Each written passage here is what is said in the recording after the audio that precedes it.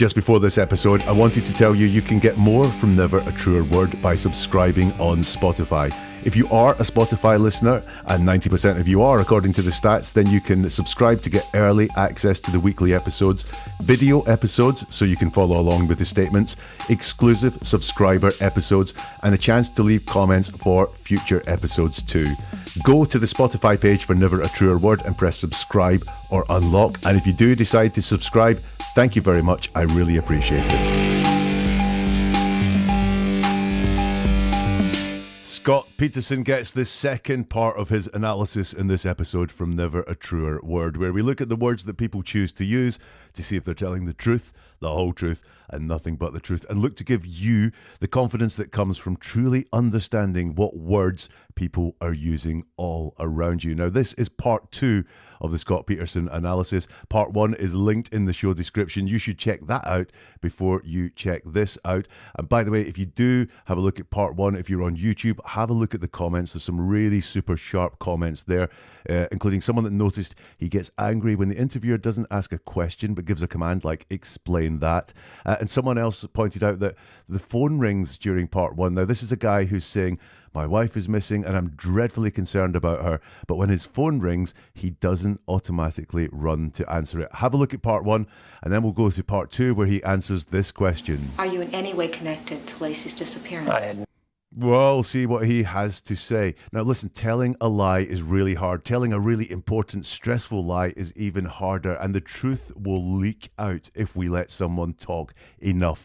In the book Truthful Deception, there's around 50 ways that you can see the truth coming out in someone's word. And that is the tactics that's in that book that we're going to use as we watch Scott Peterson in this episode. Keep an eye out for clarity.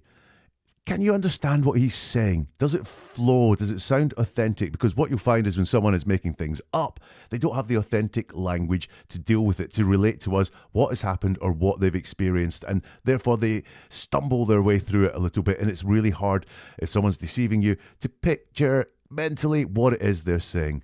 Watch for leakage.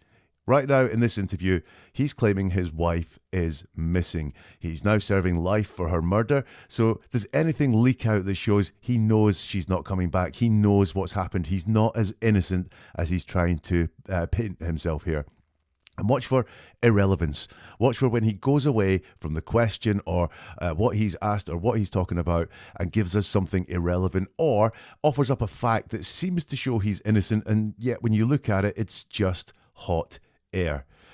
We left part 1 at the end of a question. The question was, she just claims you called her, this is Amber Fry, you called Amber Fry on the 24th and told her that you were going to Maine, you're visiting your family in Maine, and then you were going to Brussels. And Scott started his answer with, Gloria, I'm not going to waste what little media time we have and in this forum with, this is a short newscast. I don't know how much of these words you're going to use or not. I'm not going to waste that by defending myself or talking about irrelevant things.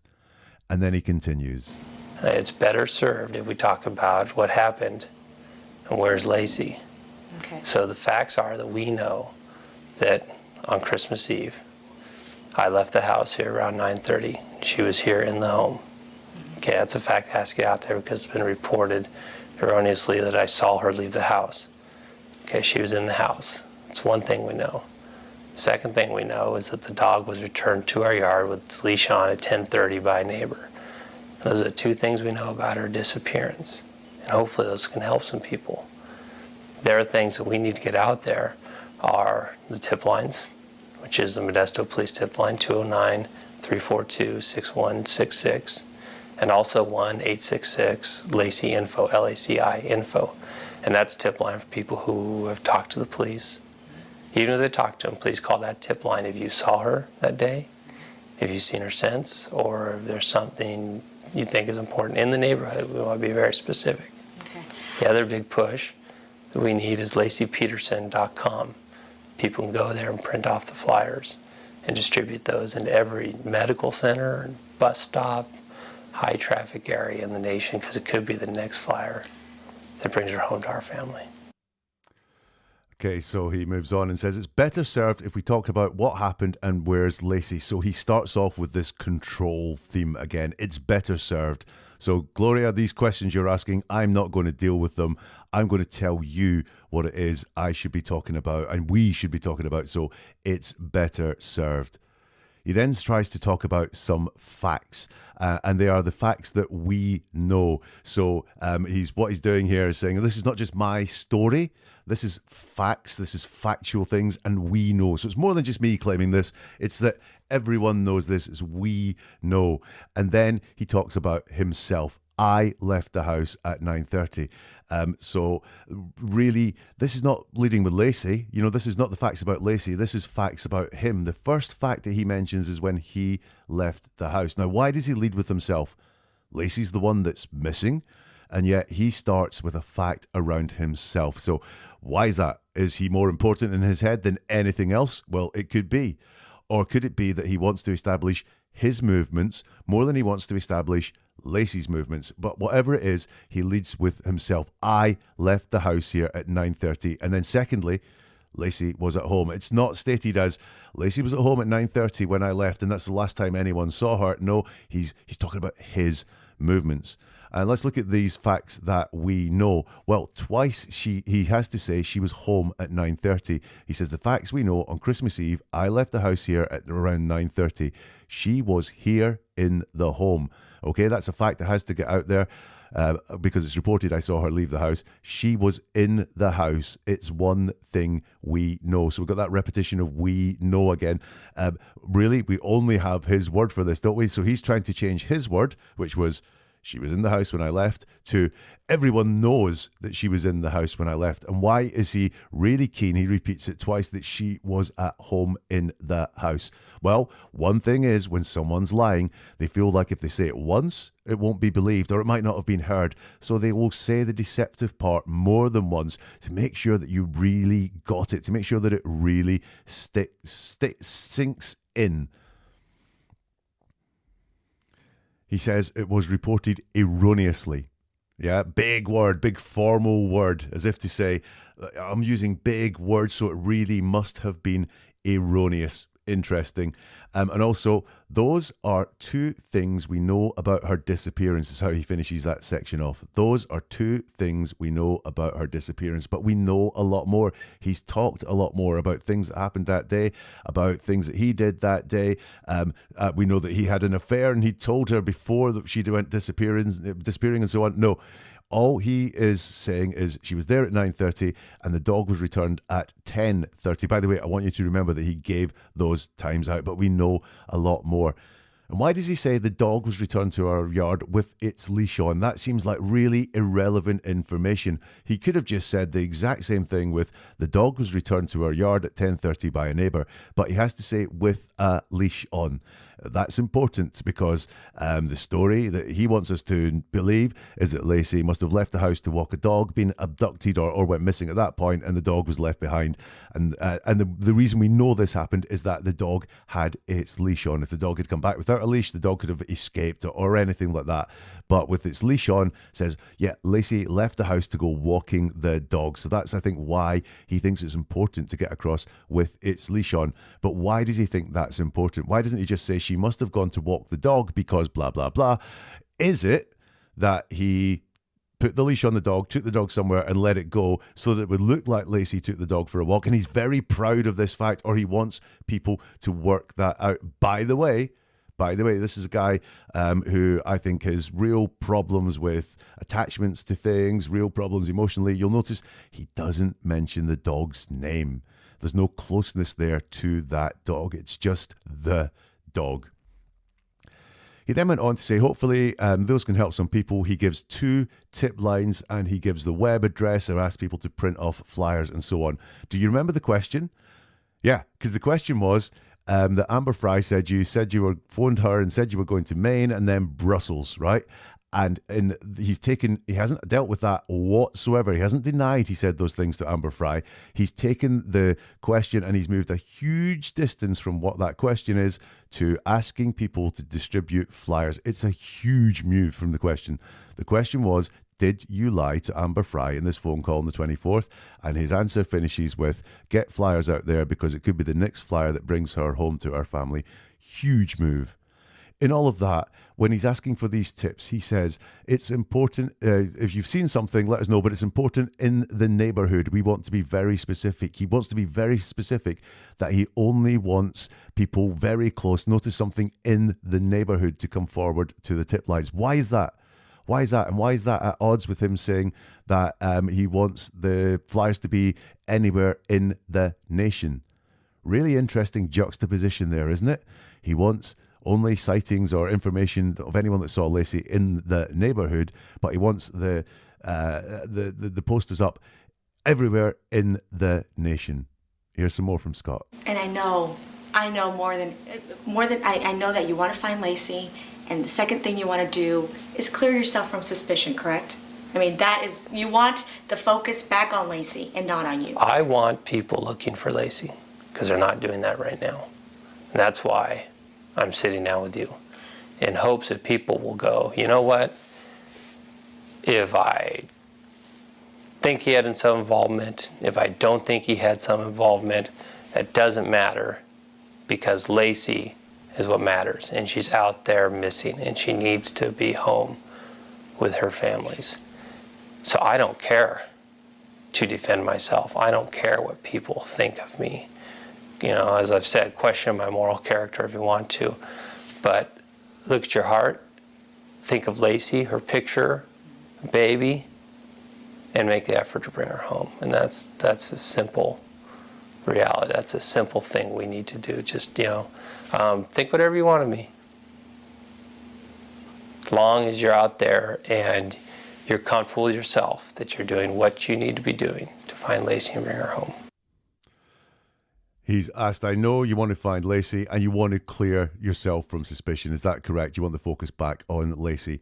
And he goes on this big talk about if people are suspicious about him and they're not looking for Laci, then they're not doing everything they can to find this missing person. And the kind of insinuation there is, what if you're wrong?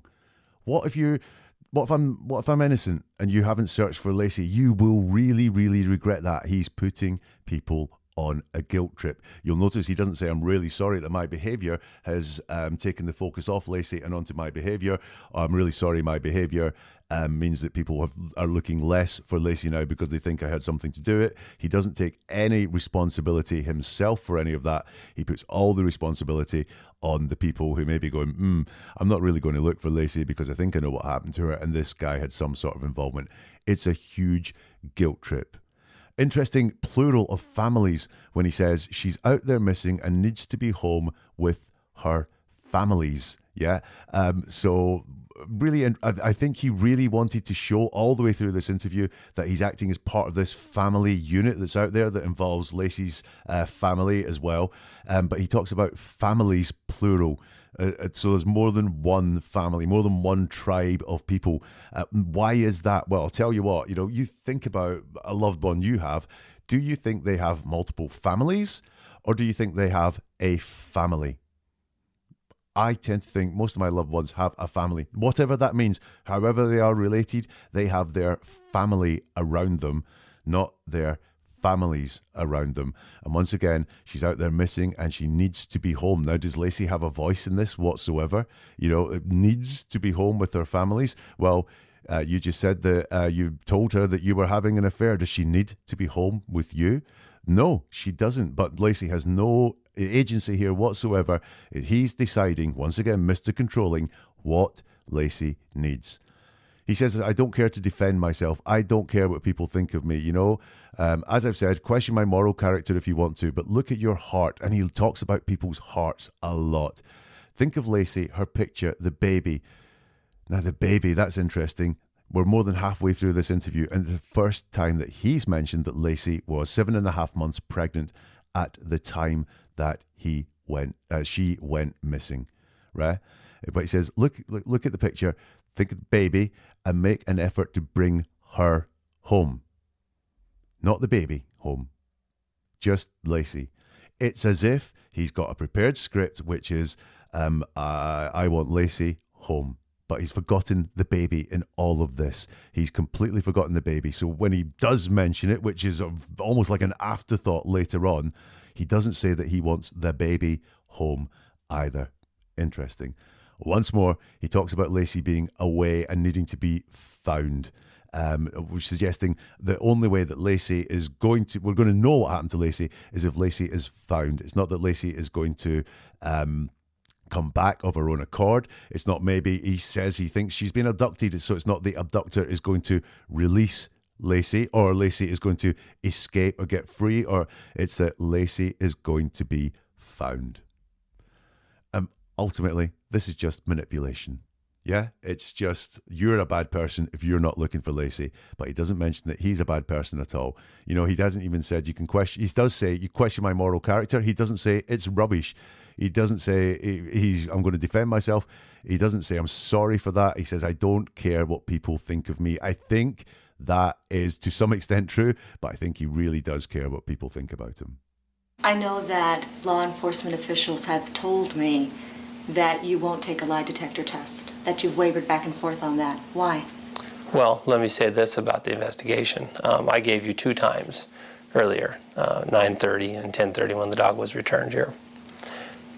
Investigators on both sides, law enforcement and private, have asked me not to comment any more about times, about conversations I had with the police, about the possible polygraph, tests if I've taken or not, and other things surrounding the investigation so that it can be clear. So I'm simply not going to comment On why about you're not those going to things. take it? I'm not going to comment if I have or have not taken a polygraph with the police.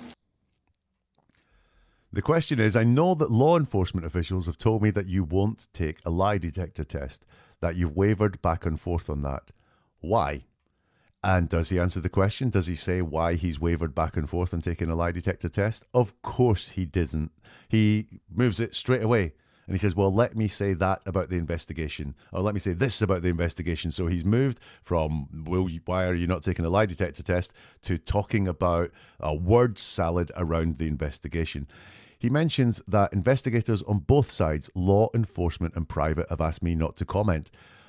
Both sides is interesting. That suggests there are 2 sides. Now, if he has private investigators working on this, they should all be on the same side trying to find Laci. But he talks about investigators on both sides. Yeah. So why is there this war going on between law enforcement and the private investigators? Why are they on different sides? Well, potentially law enforcement are independent and are just following the evidence and trying their very best to get Laci, whereas the private investigators are working for Scott and doing the work that he orders them to do. He talks about the possible polygraph. So there's an indication that it didn't happen. The leakage comes out. It's not that it's a polygraph. It's a possible polygraph, i.e., it hasn't happened. The statement that's put to him that he has not had one, that he's wavered on it, really is confirmed by this phrase, possible polygraph. He says, I gave you 2 times earlier, 9:30 and 10:30, and they've asked me not to comment more about the times, but you did earlier in that answer. You spoke very clearly about these times, 9:30 and 10:30, and I think it's very important for him to get those times out, because if he's creating a story of what happened, those are the 2 important things. He left at 9:30 and she was there at 10:30. The dog returned, so it was sometime in that hour, in his version of events, that Laci went missing. That was the last time she was seen, and then there's indications that she disappeared in that time. So he's mentioned the times twice now, and then says, I've been asked not to mention the times. He talks about investigators on both sides okay? Law enforcement and the private investigators. And he says, they've asked me not to comment any more about times and conversations they have with police. Okay? So therefore, if we just look at who they is, well, the 2 people or 2 entities he's mentioned there are law enforcement and private investigators. Why would law enforcement be having conversations with themselves? Law enforcement have asked me not to comment any more about conversations they have had with the police, is what is being said there. Why would law enforcement have conversations with themselves? What I think has happened here is that word private. Investigators, both sides, law enforcement and private. I think this is not necessarily private investigators. This is maybe attorneys, or maybe it is private investigators. but they're really helping him. They're not helping find Laci. They're helping Scott with his image or whatever it is. And one entity, law enforcement, have not said, don't have any more comments about this. It is the private people that have said, keep your mouth shut, do not talk anymore, Scott. But he does. The life insurance policy, why take one out on Laci? $250,000? We have life insurance policies in place that were established when we bought this home that you're in right now 2 years ago. There was no life insurance policy taken out recently, as has been reported in the National Enquirer, the dubious source of alien information as well. The question is, the life insurance policy, why take one out on Laci, $250,000? And he says, we have life insurance policies in place that were established when we bought this home that you're in right now 2 years ago. There was no life insurance policy taken out recently, as has been reported in the National Enquirer, the dubious source of, alien information as well. Okay, so he talks about the life insurance policies established when they bought the home. So understandable in the grand scheme of things. When you buy a home, you may very well take out life insurance policies on the people that are expected to pay the mortgage on that home. But he says they were established then. Now, that to me gives room for the fact that these policies may have been changed. So he didn't take out a brand new life insurance policy on Laci recently, just before she went missing, but maybe he changed the level of cover on one of these life insurance policies. It was established 2 years ago, but maybe that was changed more recently.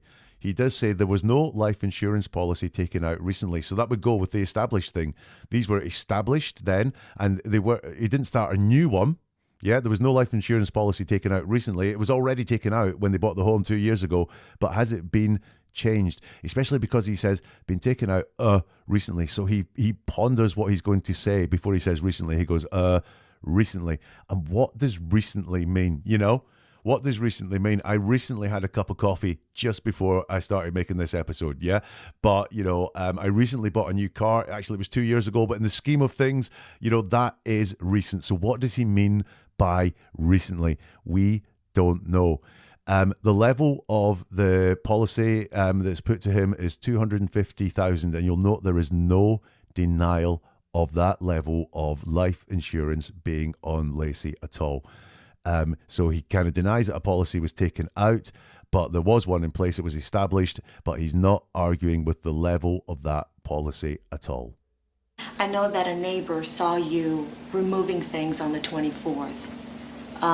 You mentioned this morning that it was umbrellas. Yeah, we have some large umbrellas for the backyard pool area. Market umbrellas, I think is the term for them. Why would you store those in the winter? It started to rain, so I was going to store them. Just like you asked, why would I store them? I was taking them from the pool to store. Okay. Officials of mine have told me, sources have mentioned to me, that there were cement bags that were in the storage area, and apparently a few of them were empty. Sure. Explain that. Well, I could take you out in the backyard and show you all the cement work and brickwork that we've done to this home, and you'd find, cement bags around here. So this was something that, it was home remodeling, or what were you doing with the cement? Mm-hmm. Yeah, and again, we're starting to go into areas that investigators have asked me not to comment about, so we should probably, simply put the brakes on at that point. Okay. I don't mind commenting about the life insurance policy, but I don't want to give specific times or other information that could jeopardize what they find is valuable information in finding Laci. This is a really revealing section. We start off with the question, I know that a neighbour saw you removing things on the 24th. You mentioned this morning that it was umbrellas. And he says, yeah, we have some large umbrellas for the backyard pool area. Market umbrellas, I think, is the term for them. Now, this all starts to get a little bit extra. Why does he feel the need? Why does he think it'd be useful to tell us what the collective term for these umbrellas is, or the actual term for these large umbrellas? He doesn't talk about moving them at all, which is put to him in the question. He just states a fact. We have some large umbrellas for the backyard pool area, then gives extra. He gives the name market umbrellas is, I think, a term for them. So there's some resistance here to the question because he's asked a neighbour, or it's put to him, a neighbour saw you removing things, and he says, yeah, we have some large umbrellas, but he doesn't talk about moving them at all, but he will tell us what those umbrellas are called. The interviewer catches this and says, why would you store these in winter? He said, it started to rain, so I was gonna store them.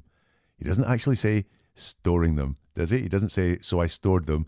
He says, I was going to store them. Interesting. So did he store them or not? Because he's only said he was gonna store them, not that he stored them.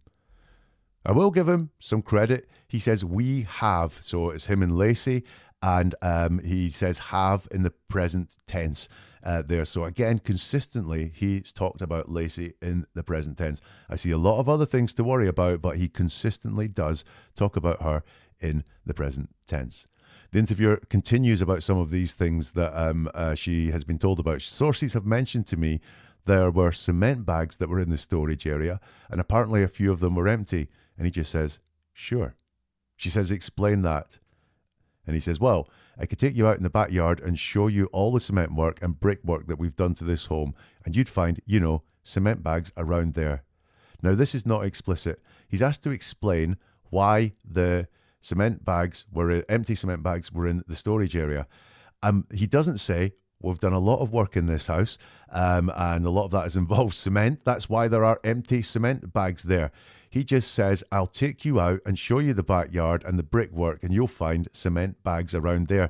So he doesn't, you'll find them. He doesn't explicitly say those empty cement bags come from the work. He just says there's been work done and there are empty cement bags, but he doesn't join those two things up. He's not explicit at all.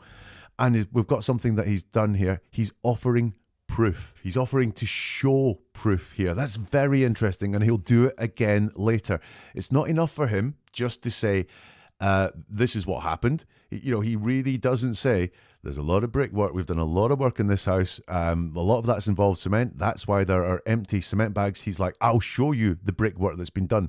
You'll notice it's irrelevant. Just because a lot of brickwork has been done, then that does not mean that he did not have something to do with Laci's disappearance. And this is that irrelevance here. I can show you something physical, therefore it didn't happen. I notice he talks about the home a lot. He talked about it with the life insurance. He talks about Laci being home a lot. Home, obviously, a central thought of his, a priority in his head. I don't know what it means, but he really does reference the home a lot. Quite often tells the interviewer that she is in his home. You'll notice that she said, explain that. That's one of those orders statements rather than a question. And I think those that get his back up, because when she moves on, she says, so this is what, home remodeling? What were you doing with the cement? She's on to the fact that he hasn't explicitly answered that question. And he says, yeah, and again, we're starting to go into areas that investigators have asked me not to comment about. So we should probably, simply put the brakes on at that point. You'll notice now that it's gone from being both sides, law enforcement and his investigators, just down to investigators. So again, I think this is the investigators or maybe attorneys or whatever it is that are on his side that are saying, Scott, shut your mouth, stop talking about stuff like this. We have the ordering and control again by saying we're putting the brakes on at that point. And then he tries to move this subject of what we're talking about from these umbrellas and these cement bags back onto other things, which is why he tries to talk about something else. I don't mind talking about the life insurance policy, but I don't want to give specific times or other information that could jeopardize what they find is valuable information in finding Laci. But he's given those specific times, 9:30 and 10:30, twice now. I don't want to give specific times, but you have given specific times.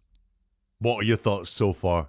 Do you think that he's just misunderstood and genuinely has concern for Laci? Do let me know in the comments. It's always great to hear from you. Have you spotted anything I didn't? Let me know in the comments as well. Or get in touch on social media. All the links for social media are in the show description. The like button or a plus button makes this get to more people, so I'm really appreciative if you do that. Share it as well. That would be great to share with people who are interested in missing people or understanding more about true crime or are interested in this case specifically, especially as the LA Innocence Project are now involved and want to show that he's a wronged husband and has been jailed improperly through improper investigation. And the subscribe or follow buttons mean you get episodes like this every time they get released. And if you want to become a member on YouTube or a subscriber on Spotify, you will get early access, exclusive content, and a whole lot more as well. Let's go on with more from Scott Peterson. I know that you mentioned on Good Morning America that it wouldn't surprise you if they found blood Sure. in your vehicles. Explain why. Well, take a look at my hand. You can see, cuts here on my knuckles, numerous scars. I work on farms. I work with machinery. I know I cut my knuckle that day. On what day? On Christmas Eve. Doing what? Reaching in the toolbox of my truck and then into the pocket on the door. I cut open my knuckle and there's a blood stain on the door, on the driver's side door. Sources of mine have mentioned that you also, when you came home on the 24th, did some laundry. You washed your clothes. Do you understand why that may look a little suspicious to the average person? Why would he come home and do his laundry? Well, the average guy that goes out in the ocean fishing gets some salt water on him and comes home wet. And so What are you going to do pretty with your tidy. wet saltwater clothes? Yeah. So you Anyways, decided, but now again, I probably shouldn't even mention that because what they've asked me not to. So we should, we'll have to I stop wanted with to that line of mention- questioning. Oh, more of the same there, and this is really concerning. I know you mentioned on Good Morning America that it wouldn't surprise you if they found blood, and his answer is just sure. It's very, very straightforward. It's one word. He's hoping that sure will suffice. Not for the interviewer, who's really now on to his tactics. So she says, in your vehicles, explain why. And he says, well, take a look at my hand and you can see, cuts here on my knuckles, numerous scars. I work on farms. I work with machinery. I know I cut my knuckle that day. Once more, he says, well, take a look at my hand. So proof offered. Although proof is in inverted commas because the fact he has scars there on his knuckles today does not really explain why there was blood in his car from that day. But once more, it's this proof that's offered. It's, look, physically you can see these things in front of you. I must be really honest and upfront and straightforward. Now look at that description, because he's asked, what day does this happen? Christmas Eve. He's doing what? And he says, reaching in the toolbox of my truck and then into the pocket on the door, I cut open my knuckle and there's a blood stain on the door on the driver's side. Okay. Does anyone know how he cut his hand? Was it when he was reaching into the toolbox of his truck, or was it when he put his hand in the pocket on the door? He doesn't say. He just says, I cut open my knuckle. But when and how?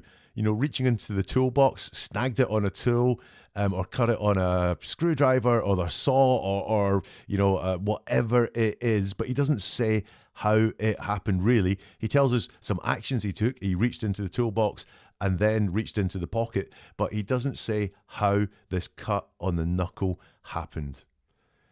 He's then asked, sources of mine have mentioned that you also, when you came home on the 24th, you did some laundry, you washed your clothes. Do you understand why that may look a little suspicious to the average person? Why would he come home and do his laundry? Now, do you understand why that might look a little suspicious is a yes or no question. You can answer that with yes, I do, or no, I don't. And then you can qualify either thing. Instead, he says, well, the average guy that goes out in the ocean fishing, gets some salt water on him, comes home wet. What are you going to do with wet salt water clothes? He talks about the average guy, not him. The average guy goes out and gets some salt water on him. Again, not Scott. He comes home wet. What are you going to do? So again, it's not him, with your wet salt water clothes. So he doesn't talk about himself and that day, the 24th. He doesn't say, yeah, I went out on the ocean fishing. I got salt water all over my clothes and they needed washed straight away when they came in. No, he just talks about the average guy, what happens to him and then asks the question, what are you going to do with your wet saltwater clothes? And you'll notice he finishes with a question. That's a distancing, distracting technique here. He makes us think about what we would do and go, oh yeah, if I had salt water or wet saltwater clothes, I'd take them off. I might well throw them straight in the laundry. So he's trying to distract away here. And maybe we realizes that doesn't work, because then we have the ordering statements again. Anyways, but now again, I probably shouldn't even have mentioned that because of what they've asked me not to. So we should, we'll have to stop with that line of questioning. So we've got the order in there. We've had the brakes on before, and now we'll have to stop. He's determined to shut down any line of questioning that makes him explain his actions on the day of the 24th. And notice we've had some sort of turn down in who it is that's asked him not to mention things. It may well just be Scott doesn't want to mention things and has made up that that he's been asked not to. You remember the first time he said it was law enforcement and private investigators. And then it just became investigators in general. So the first time it was a lot of people on both sides. They both have all said this. And then it just became investigators, which is less. It's turned down a bit. And now he's saying it's they've. Just a very generic they've asked me not to. And he says we probably shouldn't even mention that. So it's just a probably, i.e. I think this is his decision. This is not something I want to talk about. So I'm going to make up this fact that I've been asked not to talk about things like why I did the laundry that day. I talked to Mr. Rocha yesterday, Dennis Rocha. Oh, great, good. And he didn't have too many positive things to say. Correct. One of the things he said, and I'm quoting here, as far as you're concerned, it's lie after lie with Scott. Does the guy ever tell the truth? Your That's reaction? unfortunate that that's his thought of me. Do you understand why he feels that way, though? As far as the girlfriend is concerned? Well, certainly it was an inappropriate thing. And I never lied to Dennis. I've never lied to Dennis. I think I saw him last Laci's disappearance, and prior to that, it was a year before that Laci and I never saw him. That's her father, Dennis. Right. Okay, so we have once more this, when bad things happen, when things are brought up that I don't want to talk about, I'm going to pretend I'm glad these things have been mentioned, that I'm in control, bad things don't happen to me. So the interviewer says, I talked to Mr. Rocha yesterday. He says, okay, good. Yeah, great. You've talked to someone who's calling me a liar. Why is that a good thing whatsoever? More of his favourite word, unfortunate. It's lie after lie with Scott. Does the guy ever tell the truth? That's unfortunate that that's his thought of me. It's unfortunate. It's not bad luck. It's not a slight mishap or anything like that. It's based on your behaviour, the affair that you had. It's not unfortunate. It is actually on the basis of your actions, Scott. So you're downplaying this, or you are really minimising what's going on by calling it unfortunate. You'll notice when it's put to him, it's lie after lie with Scott. Does the guy ever tell the truth? There is no denial of lying. No, none whatsoever. It's unfortunate that that's his thought. Really, at the very beginning of this interview, the very beginning of part one, when he's talking about the search that he wants to say that is going on for Laci and this very, very important thing that he's doing, his answers can last for a minute. Lots of words, lots of talking about all the things, about what is important for people to do, about how they can help. We even saw it when he diverted from talking about the phone call he made to Amber Fry to going into giving the tip line information, 2 numbers, a website address, and so on and so on. Long answers when he's giving away the information that he wants to get across here. When the interviewer brings up things he doesn't, his answers are very short. I talked to Mr. Rocha yesterday. Okay, good. 3 words. He didn't have too many positive things to say. Correct. And then it's lie after lie with Scott. That's unfortunate that that's his thought of me. That's 8-9 words of an answer, and definitely no denial of lying. He wants to move on at this point, but the interviewer presses him. Do you understand why he feels that way, though, as far as the girlfriend is concerned? And he says, well, certainly, it was an inappropriate thing. Again, another one of Scott's favourite words. An inappropriate thing. Not a really bad thing, not a terrible thing to do. No regret, remorse there at all. It was just inappropriate. And then he says, I had never lied to Dennis. I have never lied to Dennis. So he says, I had never lied to Dennis. then restates it, thinks he can say it a better way. I have never lied to Dennis. So let's break that down. The first thing he said was, I had never lied to Dennis. So that's had in the past tense, suggesting that perhaps he has. Now, I had never lied to Dennis, then thinks, hey, that's the truth and it's come out, but that doesn't sound great. I'm going to change it to something that's much more reassuring. I have never lied to Dennis. I'll go with the first version there. At some point, he had never lied to Dennis, and he has at some other point, but he wants to cover that up, so he restates it as saying, I have never lied to Dennis. There's another correction here. When he's talking about how often him and Laci have seen Dennis, and he says, before that, Laci and we never saw him. That's her father, Dennis. So he's that thing he wants to do of joining himself up with other people. So he doesn't like talking about himself. He likes talking about what him and others have done. So I think that's we had never seen her father, Dennis. Are you in any way connected to Laci's disappearance? I had nothing to do with Laci's disappearance.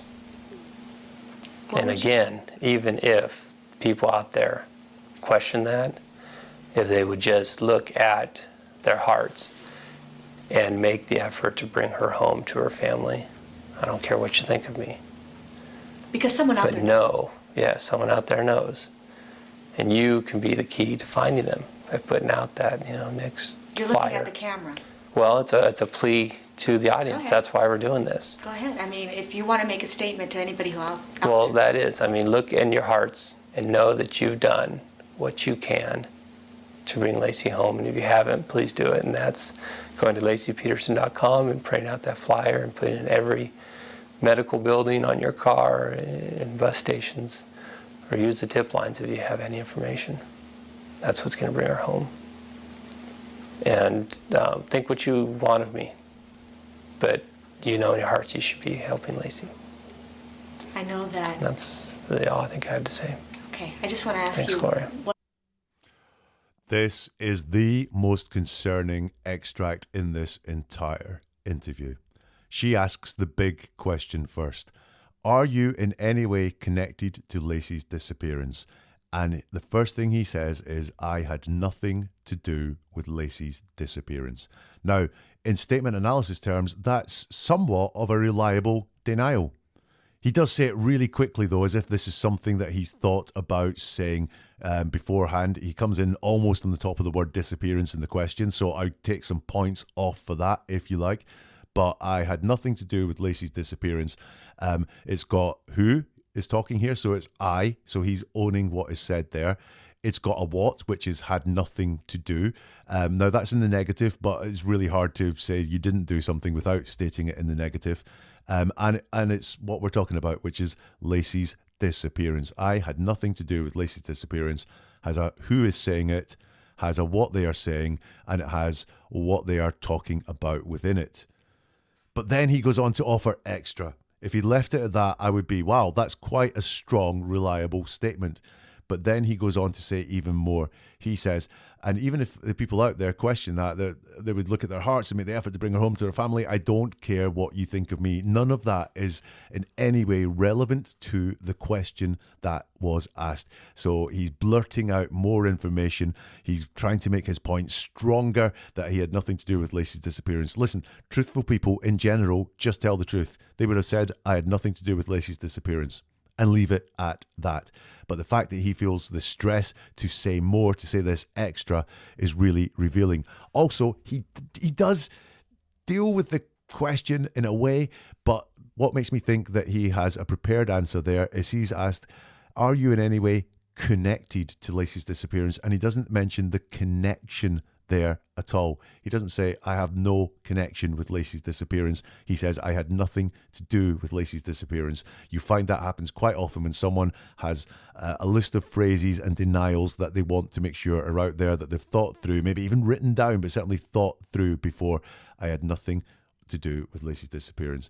Another couple of common themes here. He talks about people's hearts, and he talks about bring her home to her family, which again, it suggests Laci has no say in this whatsoever, that someone has to bring her home to her family. And then it gets worse. He says, because somewhere out there, somebody out there knows, and you could be the key to finding them by putting out that, the Knicks flyer. And the interviewer says, you're looking at the camera. And he says, well, it's a plea to the audience. That's why we're doing this. And she says, go ahead if you want to make a statement to anybody. So he's already told us he's making a plea to the audience, the people watching this, you and me. She says, make a statement to anybody. So she gives him carte blanche to make a statement to anybody. And you remember the statement? Well, there's certainly no plea there to Laci, just to the audience. So he doesn't enter into his head that Laci could be watching or hearing this whatsoever. He makes no plea to Laci. By the way, he's going to say later that he thinks she's been abducted. He makes no plea to an abductor either, or, those pleas you hear to, someone must know who's got Laci, you can't keep something like that to yourself. He makes no plea to Laci, no plea to an abductor, no plea to anyone who might know an abductor. He just makes the statement to the audience watching. So that's what's important to him, is what the audience watching hear. And he says, well, that is, look in your hearts and know that you've done what you can to bring Laci home. And if you haven't, please do it. And that's going to lacipeterson.com and print out the flyer and put it in every medical building, on your car and bus stations, or use the tip lines if you have any information. That's what's going to bring her home. Think what you want of me, but in your hearts you should be helping Laci. So he mentions the web URL. First of all, I seriously wondered if he had Google ads on that website or something like that. And then we have the familiar themes of bringing her home, very important to him, and familiar theme of heart as well. But ultimately, this is manipulative once again.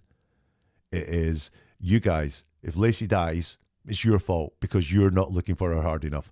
Forget any part that I had to play in it. Even as we've spoken here, if he's pretending to be innocent, he has done things and told Laci things that could have caused her to leave home, but he's taking no ownership of that whatsoever. It's everyone else's fault if Laci dies. The interviewer tries to ask another question and he says, that's all I have to say. So the control is back. Okay, I just want to ask you, thanks, Gloria. Control is back. I'm putting the brakes on. But man, Gloria is good because she goes for it again. One last thing, if that's okay, about Laci, because I know that you get really choked up when you talk about it. Tell me what you love about Laci. God, what? I think you can sum it up pretty easily with looking at her photograph. The photograph, her big smile in the press. Because you guys met in college, or? Yeah. And tell me what connected you two right away. I know she's got a beautiful smile, but what linked you guys? I don't know, just being able to complete each other. I think that's it. But, you asked how, well, and all you have to do is look at that picture. And you know that she's a bright one, a bright light in a lot of people's lives. So. You think she's still alive? She is. You're sure of that? Yes. Laci's still alive. She's out there and someone's holding her, and these are critical days that we have left until the due date of February 16th. And we just need all of your help. You haven't said anything about your baby. That's entirely too difficult to speak about. Do you go into the baby's room? No, that door's closed. How long will it remain closed? Until there's a little guy in there. Thank you. And that is the interview. But hey, the worries keep on coming. He's asked one last thing, if that's okay, about Laci, because I know you get really choked up when you talk about it. Tell me what you love about Laci. And this is a question about emotions. And he's avoided questions and struggled with questions about emotions and feelings all the way through this interview.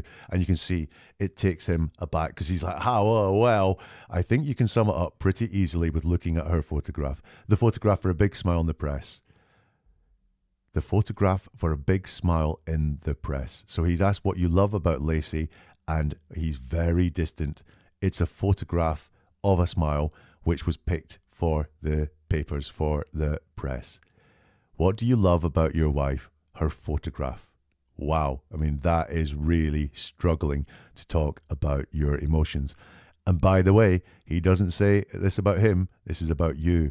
I think you can sum it up pretty easily with looking at her photograph. So he doesn't even say that he likes the photograph. He's just saying people should like the photograph. Exceedingly exceedingly worried. He's asked to talk about emotions and feelings, and once more, he can't. And as I said in episode 1, why would you not talk about emotions and feelings? Is it that your real emotions are not something you want to let out, that you want people to hear? Is it that you don't have any? Or is it that you have real trouble accessing them? He struggles again with the next question. Tell me what connected you two right away.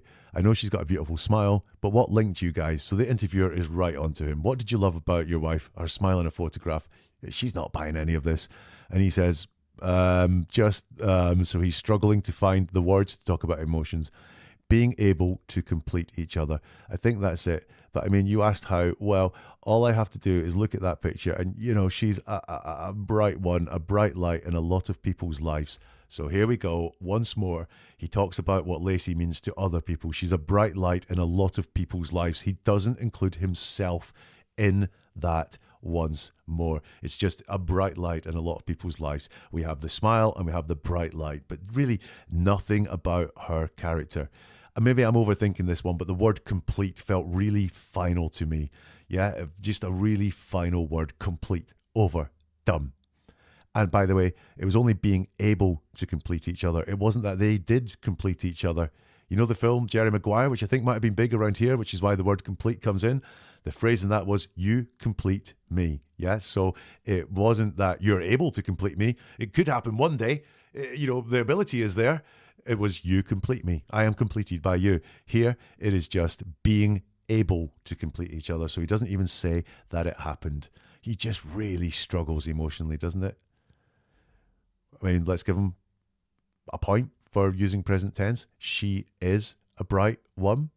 Yeah, she's a bright one. He does use present tense. He's asked, do you think she's still alive? And he answers, bang, immediately, straight away. He doesn't think or consider his answer here. I mean, what would you be thinking a month on from the disappearance of your wife who's pregnant? Would you have all sorts of worries and concerns? Because if he does, he's not talked about one concern, worry, fear he has around her whatsoever. And he's asked, do you think she's still alive? And he says right away, she is. You're sure of that? Yeah, Laci's still alive. She's out there and someone's holding her. These are critical days that we have left until the due date of February 16th, and we just need all your help. So here we go. We've got a couple of things here. We've got she's out there. Once more, this thought that, you know, he said he wanted tips from the neighborhood, but he's convinced she's out there. That's far away. That's very open, isn't it? She's out there.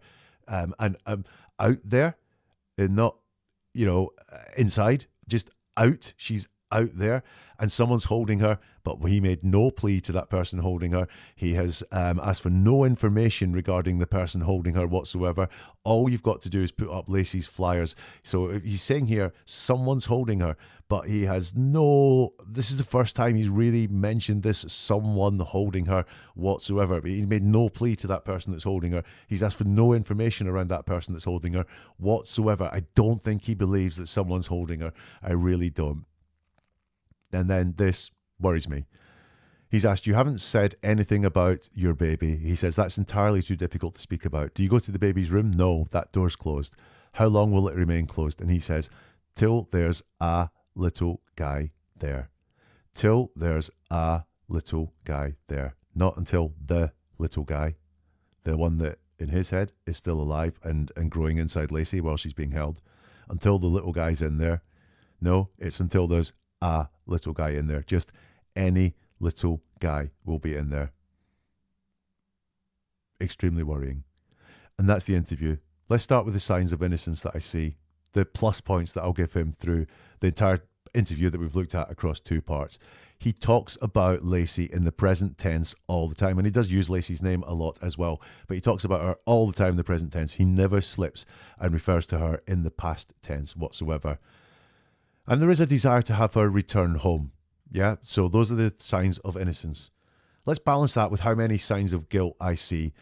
He doesn't answer questions. He will talk about something else. He will avoid, especially those difficult questions. When it's an easy one, he will answer for ages. But the difficult questions, he really distances himself from that. He will start talking about something and move it on to talk about something else. many attempts to control the interview. There's things he does not want to talk about.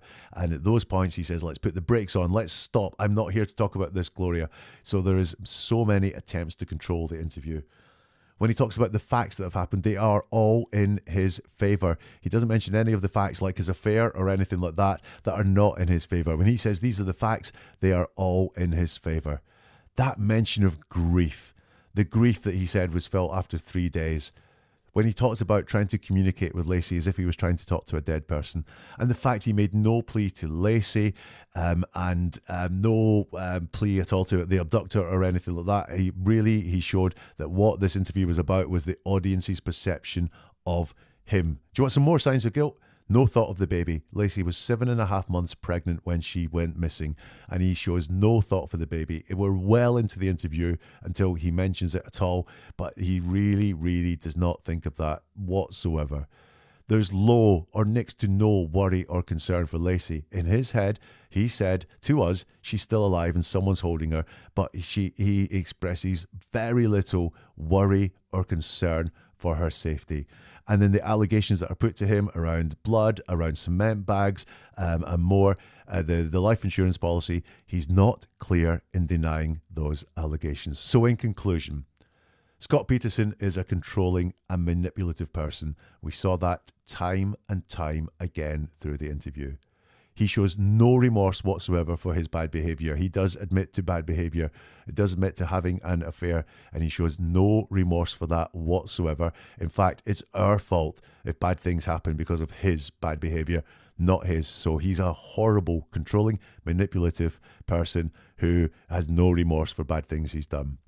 And from use of the word like grief, from use of the words like out there, I think at the point of this interview, he knows where Laci is at the point he gives this interview, and he knows that she and the unborn baby are dead. If you want to take something away from this, remember clarity. How did he cut his hand? What were the cement bags for? It's really not all there. Look for leakage. Yeah, look for words like the grief word that come out, where telling a lie is really hard, and people telling lies, they will leak the truth quite a lot if you know how to look for it. And look for those inconsistencies when he says someone's holding her, but he doesn't make any plea to that person or to Laci directly. Look for those inconsistencies and you will spot lies. If you like this, give it a thumbs up, press the plus button if you can. It makes it get out to more people. Share it with people who may be interested in this. What did I get wrong? What do you think? Answer in the comments or get in touch on social media. All the links are there. And the subscribe button or the follow button means you will get more episodes like this when they arrive. If you're thirsty for more of the book I mentioned, Truthful Deception, you can find out how to get that at neveratruerword.com, where you'll also find a whole load more videos, you will find a whole load more podcasts, and you can sign up for the monthly newsletter too. And we'll see you soon for something new from Never a Truer Word.